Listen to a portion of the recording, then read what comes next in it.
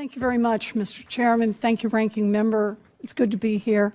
And thank you all for appearing. I've sat where you sat. It's harder than it looks, so I appreciate your being here. I want to ask a question about supervising big banks when they break the law, including the mortgage foreclosures, but others as well. You know, we all understand why settlements are important, that trials are expensive and we can't dedicate huge resources to them. But we also understand that if a party is unwilling to go to trial, either because they're too timid or because they lack resources, that the consequence is they have a lot less leverage in all the settlements that occur. Now, I know there have been some landmark settlements, but we face some very special issues with big financial institutions. If they can break the law and drag in billions in profits and then turn around and settle, paying out of those profits, they don't have much incentive to follow the law. It's also the case that every time there's a settlement and not a trial, it means that we didn't have those days and days and days of testimony about what those financial institutions had been up to. So the question I really want to ask is about how tough you are, about how much leverage you really have in these settlements. And what I'd like to know is, tell me a little bit about the last few times you've taken the biggest financial institutions on Wall Street all the way to a trial. Anybody?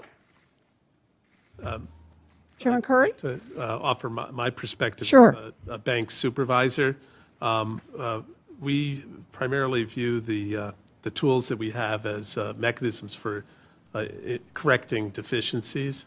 The primary motive for our enforcement actions is really to identify the problem and then demand a solution to it on an ongoing basis. That's right. And then you set a price for that. I'm sorry to interrupt, but I just want to move this along. That's effectively a settlement.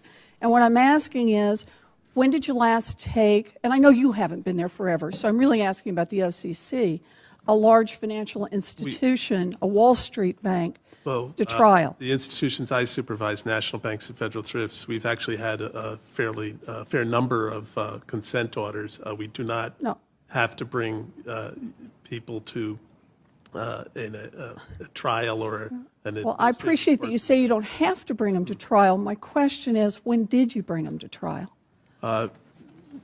We have not had to do it as a practical matter to achieve our supervisory goals. Ms. Walter? Thank you, Senator.